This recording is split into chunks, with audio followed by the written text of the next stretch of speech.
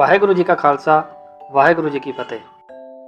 क्या कभी आपने सोचा है कि एक छोटी सी रोटी किसी इंसान की किस्मत बदल सकती है? क्या सचमुच में किसी बेजुबान की सेवा करने से भगवान खुश होते हैं? आज की ये भावुक और प्रेरणादायक कहानी आपको सेवा, दया और सच्चे धर्म का ऐसा रहस्य बताएगी जिसे सुनकर आपका दिल भी बदल जाएगा। ये कहानी है एक बुजुर्ग माता की और धन्य गुरु नानक देव जी की, जिन्होंने पूरी दुनिया को प्रेम और सेवा का असली अर्थ समझाया। तो वीडियो को अंत तक जरूर देखिएगा।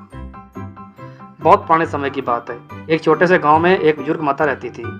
उसका घर बहुत साधारण था, लेकिन उसका दिल बेहद पवित्र था। हर सुबह वह जल्दी उठती, ईश्वर का नाम लेती और अपने छोटे से चूल्हे पर रोटियां बनाती। लेकिन उसकी एक आदत पूरे गांव को हैरान करती थी।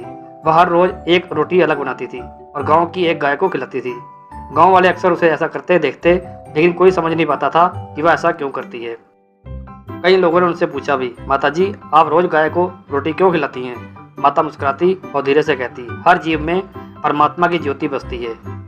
जिस जीव को हम प्रेम से भोजन देते हैं वह सिर्फ भोजन नहीं होता, वह सेवा बन जाती है। एक दिन कुछ लोग उसके घर के बाहर बैठे थे। तभी एक आदमी ने फिर वही सवाल पूछा, माता जी क्या सच में इस सेवा का कोई फल मिलता है?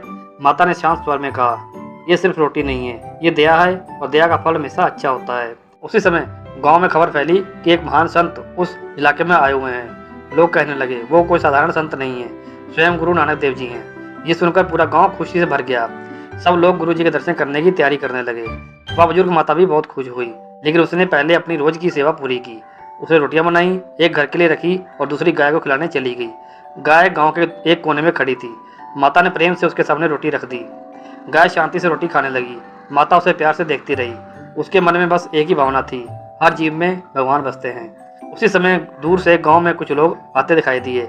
उनके बीच एक तेजस्वी चेहरा था। चेहरे पर अद्भुत शांति, आंखों में करुणा। गांव वाले समझ गए, गुरु नानक देव जी आ गए हैं। लोग दौड़कर उनके चरणों में झुक गए। किसी ने आशीर्वाद लिया, किसी ने हाथ जोड़कर प्रणाम किया। गुरु नानक देव जी सबको प्रेम से देख रहे थे। तभी उनकी नज़र उस बुजुर्ग माता पर पड़ी, जो पूरी श्रद्धा से गाय को रोटी खिला रही थी। गुरु जी कुछ पल वहीं रुक गए। वह उस दृश्य को ध्यान से देखने लगे।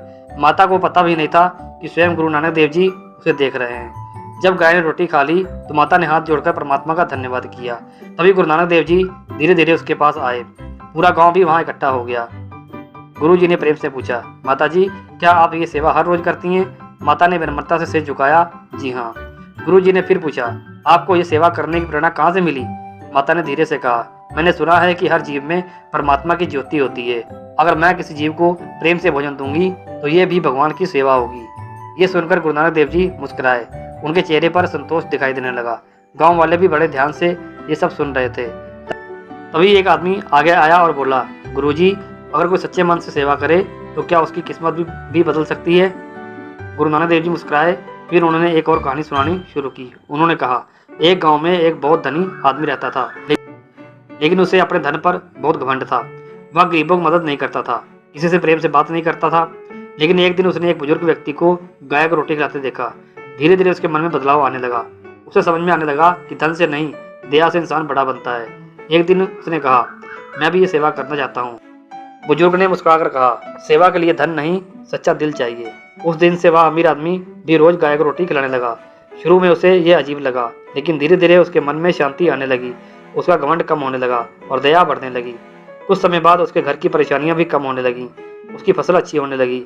घर में खुशहाली लौट आई। लेकिन सबसे बड़ा बदलाव उसके दिल में आया था।